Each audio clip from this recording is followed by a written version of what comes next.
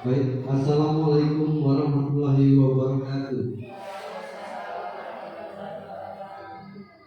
Terima kasih Bapak-bapak, Ibu-ibu telah hadir dalam acara dalam kesempatan ini dalam presentasi unggah tugas rencana tindak lanjut rancangan pembelajaran berbasis proyek atau PBL dengan komunitas belajar sekolah KBS dengan judul permainan tradisional.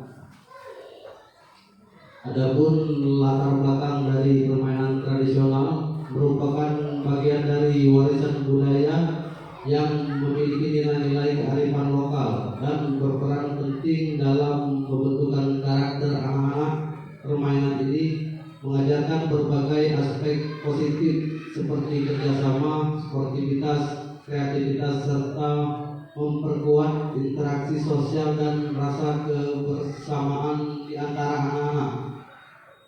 Namun di era modern ini, permainan tradisional semakin jarang dimainkan oleh anak-anak karena tergeser oleh permainan berbasis teknologi seperti video game dan permainan digital lainnya. Situasi ini menjadi perhatian karena kurangnya interaksi sosial dan aktivitas fisik dalam permainan modern bisa mempengaruhi perkembangan emosional dan sosial anak. Selain itu, permainan tradisional juga membantu menjaga kesehatan fisik karena mengandung aktivitas fisik yang bermanfaat. Dengan demikian, mengenalkan kembali permainan tradisional di lingkungan sekolah adalah langkah yang penting untuk melestarikan budaya dan membangun karakter siswa. Dalam konteks ini, sekolah berperan sebagai tempat untuk mengembangkan pendidikan karakter dan melestarikan budaya bangsa melalui pengenalan permainan tradisional.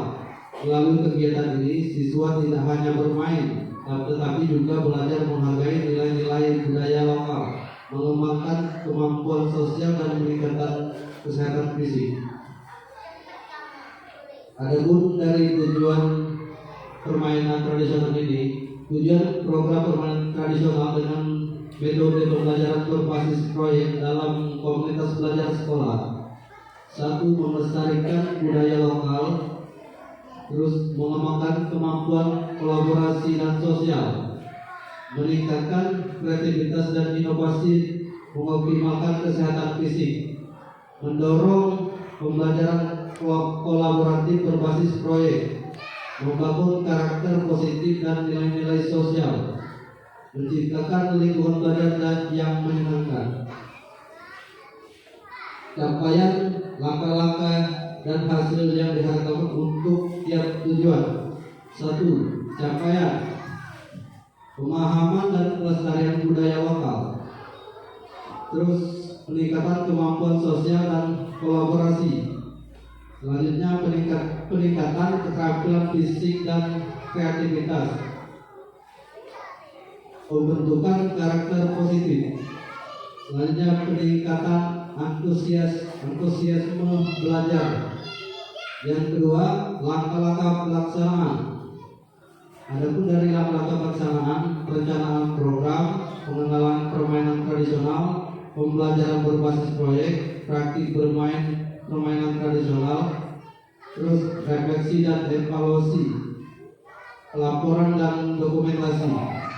Yang ketiga, hasil yang diharapkan, meningkatnya kesadaran siswa akan budaya lokal, terciptanya hubungan sosial yang lebih baik antar siswa, terus peningkatan kesehatan fisik, pengembangan karakter dan nilai positif, peningkatan motivasi belajar dan kreativitas, terbentuknya komunitas pembelajaran yang kuat. Terus capaian langkah-langkah yang dihasilkan yang diharapkan untuk tiap tujuan. Ada indikator siswa memiliki pengetahuan mendalam mengenai jenis permainan tradisional, asal usul serta nilai-nilai budaya yang terkandung di dalamnya. Terus siswa mampu berkomunikasi secara efektif, bekerja dalam tim, dan menunjukkan keterampilan sosial yang baik. Siswa menunjukkan peningkatan dalam keterampilan motorik dan kreativitas, baik dalam bermain maupun modifikasi permainan tradisional. Terus siswa mengembangkan karakter positif seperti sportivitas, kejujuran, kerjasama, dan rasa tanggung jawab. Selanjutnya, siswa lebih termotivasi dan antusias dalam mengikuti proses pembelajaran yang dikemas dengan permainan tradisional. Terus terjalinnya hubungan yang harmonis antara siswa, guru, dan komunitas pelajar, komunitas sekolah dalam rangka melestarikan budaya lokal, mendukung proses pembelajaran. Selanjutnya, siswa lebih aktif bergerak dan mengalami peningkatan kesehatan fisik berkat keterlibatan dalam permainan yang memerlukan kreativitas siswa. Struktur program dan mitra dalam komunitas belajar. Target peserta adalah kelas 1 dan kelas 6 SD. Jumlah peserta didik 28. Usia peserta 10 sampai 12 tahun. Pengaturan program. Di sini ada ruang waktu untuk ruang lapangan sekolah untuk kegiatan fisik dan ruang kelas untuk sesi diskusi dan refleksi. Di waktu program pelaksanaan selama 6 minggu. Untuk minggu pertama, persiapan dan pengerjaan proyek. Minggu kedua, riset dan pengumpulan informasi. Dengan minggu ketiga, eksperimen dan latihan bermain. Minggu keempat sampai kelima, produksi produk dan dokumentasi. Minggu keenam, presentasi dan publikasi. Mitra dalam komunitas belajar, guru PJOK sebagai fasilitator utama untuk membimbing peserta didik dalam permainan dan refleksi. Untuk guru kelas, membantu dalam dokumentasikan refleksi dan hasil kegiatan. Untuk orang tua dapat diundang untuk menyaksikan permainan dan memberikan dukungan moral. Rencana evaluasi. Di masa evaluasi awal program menilai pengetahuan dasar siswa tentang permainan tradisional dan kesiapan fisik mereka. Tengah program mengobservasi partisipasi dan keterlibatan siswa dalam permainan. Di akhir program, refleksi kelompok dan individu serta penilaian terhadap keterampilan fisik, kerjasama, dan sikap peserta didik. Untuk komunitas sekolah, dukungan dari guru kelas, orang tua, dan komunitas sekolah untuk membantu pelaksanaan dan evaluasi program. Sumber data peserta didik melalui observasi dan refleksi setelah permainan. Untuk guru melalui pengamatan selama permainan dan sesi diskusi. Orang tua mengisi kuesioner terkait pengamatan mereka terhadap anak sekolah mengikuti kegiatan. Teknik pengambilan data, observasi langsung selama permainan, refleksi pribadi dalam kelompok tentang nilai-nilai yang dipelajari, kuesioner untuk orang tua tentang pengembangan sikap dan keterampilan anak. Kemungkinan tantangan dan solusi. Di sini ada 3 tantangan. Yang pertama, kesulitan siswa dalam memahami aturan permainan tradisional. Untuk solusi, menyederhanakan aturan permainan dan memberikan demonstrasi langsung agar siswa bisa langsung mempraktikkannya. Tantangan kedua, siswa yang kurang tertarik pada permainan tradisional atau merasa permainan tersebut sulit. Untuk solusinya, menyesuaikan permainan dengan elemen yang lebih menarik dan relevan dengan kehidupan sehari-hari mereka.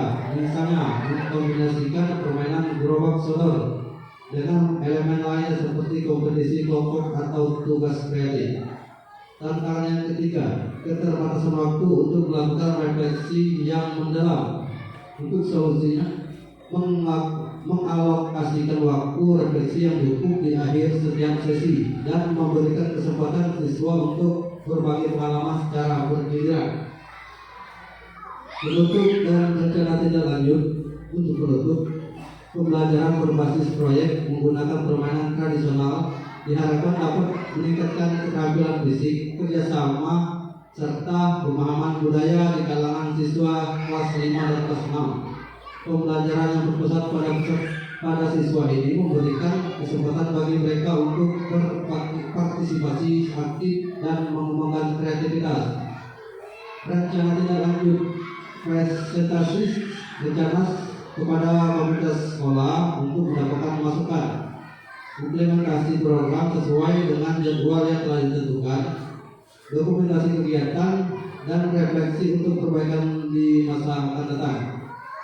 Dan untuk catatan, rancangan ini untuk bertujuan untuk menciptakan pembelajaran yang menyenangkan dan mendalam melalui permainan tradisional, serta mengembangkan keterampilan sosial dan motorik peserta didik. Diharapkan melalui proyek ini, peserta didik dapat mengenal dan melestarikan budaya sambil belajar tentang pentingnya kerjasama dan sportivitas. Terima kasih. Sekian, itulah paparan dari saya. Semoga dapat untuk di sekolah kita ke depannya. Mungkin itu saja dari saya